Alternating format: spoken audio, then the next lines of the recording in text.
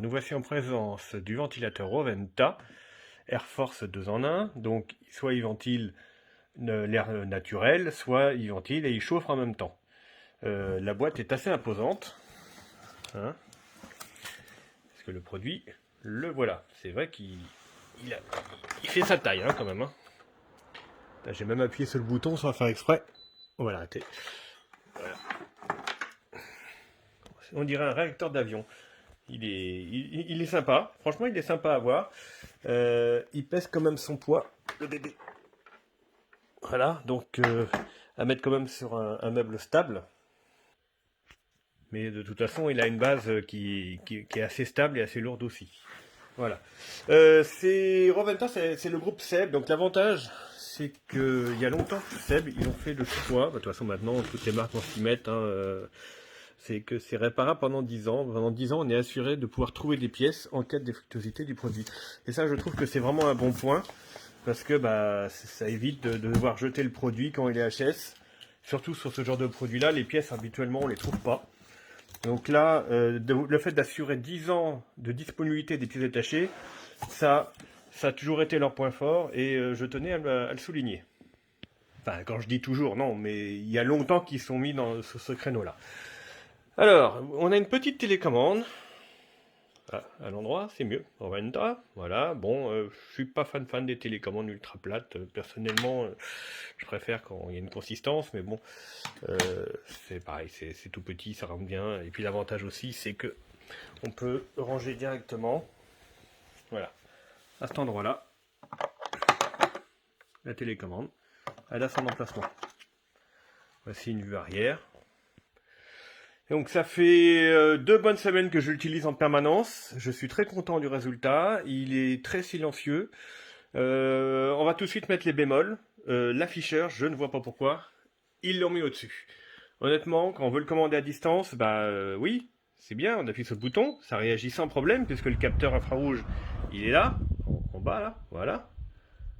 Mais le problème, c'est qu'on ne sait pas à quelle température on règle. Ça veut dire qu'en gros, bon, j'appuie sur la chaleur, voilà. Donc là, il est basculé en mode chaleur. Et il faut aller au-dessus pour voir la température de la pièce et la température de réglage. Donc là, je monte, je descends. C'est efficace aussitôt. Hein. Honnêtement, la chaleur, je la sens tout de suite. Alors, par exemple, là, donc, je l'ai éteint de nouveau. J'ai mis un capteur de température étalonné. Hein. Donc là, il n'est pas en fonctionnement, comme on peut voir. Je vais donc activer l'allumage, mode chaleur. Allez, tiens, on va monter la température, histoire de vraiment être sûr qu'il se mette en mode chaud maximum dès le départ. Alors, il est en mode auto. Même pas, je l'ai mis en mode 1, ça c'est ma faute. 2, 3, 4, à chaque fois, j'appuie ici, ce qui permet de basculer par exemple auto. Donc en mode auto, il va déterminer la vitesse de ventilation en fonction de la température que vous avez demandé. Hein, vu que là j'ai mis haute température et qui fait que 19 dans la pièce, aussitôt la ventilation se met en vitesse maximum. Je sais pas comment on l'entend là avec mon film, mais honnêtement, même en vitesse maxi, c'est pas méchant au niveau du bruit. Hein. Donc je vais mettre en vitesse 1. Voilà. Vous voyez? Donc, moi je sens bien la chaleur là, mais bon, l'avantage c'est que ça chauffe bien, mais c'est pas non plus. On peut passer la main. Si je filme là, c'est mieux. On peut passer la main devant. Même un enfant ne pourra pas se brûler. Il est limité en température. De toute façon, ici c'est du plastique partout. Justement, il est aux dernières normes par rapport à ça, pour pas que les enfants puissent se brûler avec. D'ailleurs, pour revenir sur le bruit, là il est en vitesse 1. On peut dormir à côté. Hein. Même là, du canapé à là, je pense que ça m'empêcherait pas de dormir. Hein. Je vais le mettre contre. Je colle le téléphone contre, là. Voilà, pour que ça transmette bien le bruit. C'est vraiment... là, c'est un énorme progrès par rapport à d'autres ventilateurs. Donc voilà, bon, on stabilise à peu près à environ 33 degrés de température de sortie en vitesse 1. Si je mets la vitesse 2, Voilà, ça devrait peut-être diminuer un peu. Je ne sais pas comment il est régulé à ce niveau-là, mais je pense qu'il va descendre, forcément, parce que la ventilation va vite un peu refroidir les résistances.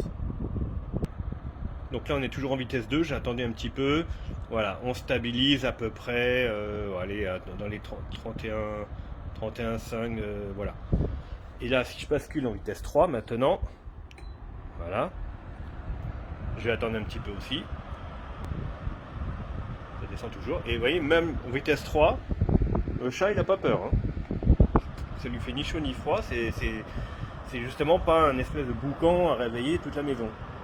Donc voilà, là on stabilise environ à 31 degrés au niveau de la sortie de l'air chaud. Alors maintenant je vais redescendre, je vais mettre en mode auto, donc bah non, là je suis en des températures, donc on va redescendre la température. Je sais pas au niveau de la pièce à combien on est, donc là je viens de le régler à 21 et la pièce est à 19. Bon, je vais mettre à 20, voilà. Je vais le mettre en mode auto, donc pareil en rappuyant sur le rouge, non en mode éco, et je rappuie une fois, il passe en mode auto. Voilà. Et dès qu'il a atteint la température, il s'arrête tout seul. On va descendre même encore un peu, voilà 19. Ah bah là il vient de s'arrêter. Alors le petit hic que je trouve, je ne comprends pas pourquoi, quand il redémarre, bah, il est en mode auto là, donc c'est pareil, il m'indique 19. Bon, il va redémarrer tout à l'heure, et au redémarrage, il part sur un mode rapide, et ensuite il redescend automatiquement tout de suite. Donc le mode auto se met d'abord au maxi. Et ça, je peux lui reprocher ça. Alors, il n'y a pas en mode éco, mais en mode auto, bah, c'est qu'on a le bruit de la ventilation qui arrive directement quand il redémarre. Et ça, c'est un peu gênant, c'est dommage. Alors, je vais simuler le truc. Le bruit que vous entendez en bruit de fond, là, c'est pas le ventilateur. Hein. C'est le truc de Noël qui est là-bas. C'est ça qu'on entend. Justement, ça fait plus de bruit que ça, pour vous dire. Donc bah là, je vais resimuler le démarrage et vous allez voir ce que ça fait.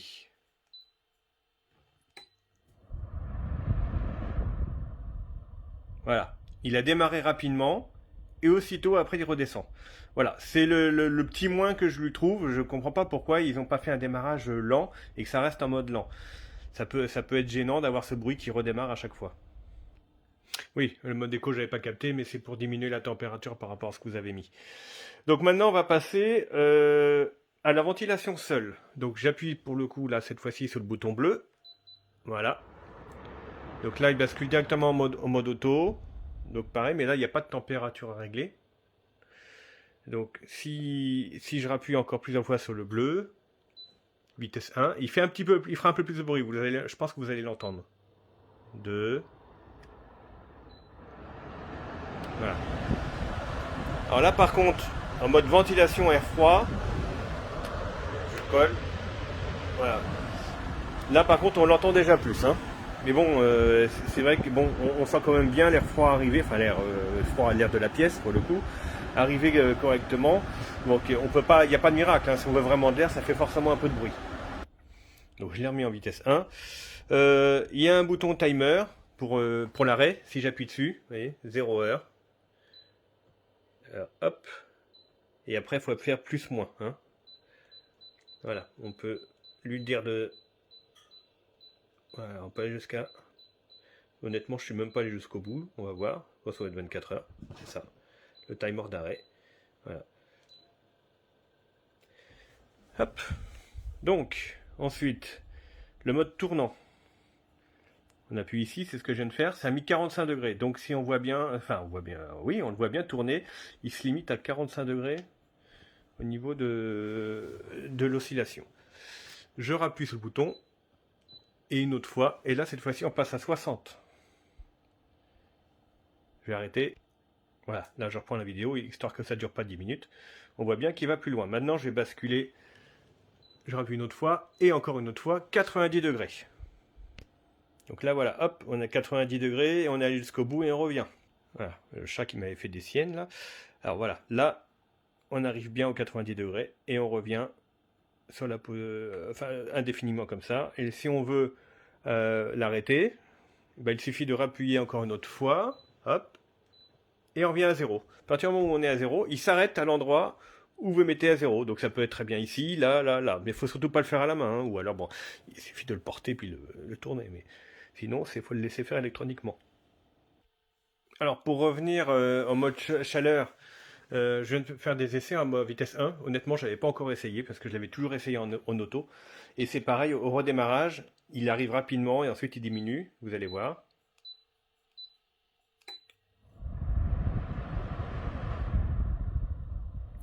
Voilà. Bon, ça m'a au début dans ma chambre, ça fait un peu bizarre et puis après je m'y suis habitué, mais c'est un peu étonnant de devoir démarrer comme ça fortement et puis ensuite ralentir. Voilà, donc pour terminer, bah, je trouve que c'est une petite merveille quand même, hein. C'est donné pour 40-45 mètres carrés, hein. Ce sont les données qui sont marquées sur la boîte tout simplement, hein. Ah oui, le bruit, 43 décibels maximum. Enfin, dernier truc, s'il bascule, hein, pour quelque raison que ce soit, il se coupe tout seul, tout de suite. Voilà. Par contre, on le remet en place, il se remet en veille, oui, il se remet en veille, et si on le rallume à la télécommande, on s'aperçoit que tout est réinitialisé par défaut. C'est-à-dire quand on retombe en mode froid, il faut appuyer sur la télécommande, et même la température ne garde pas. C'est un petit peu dommage, qu'il ne garde pas les paramètres en mémoire. Hop, et enfin, on va terminer sur la puissance de l'engin. Hop. Chouf, voilà. Donc, en mode chaleur 2600 watts et juste en mode refroidissement, donc la ventilation 60 watts. 2600, donc je comprends mieux maintenant pourquoi il chauffe super bien. Voilà, donc moi je pense que les petites choses à améliorer, pour eux plus tard, ça serait de mettre l'afficheur devant, de garder en mémoire les paramètres lorsqu'il est débranché, et de ne pas démarrer en mode vitesse rapide, autrement, quand il se rallume. Voilà, pour moi, ça reste quand même un très très bon produit. C'est vrai qu'il a un certain coût. Je vous dis, ça fait 2 semaines que j'utilise avec bonheur parce que mon radiateur de chambre n'est pas terrible et avec ça, bah, c'était surtout pour le tester en conditions réelles lorsqu'on dort à côté. J'étais très content du résultat. J'espère que ce test vous aidera dans votre choix.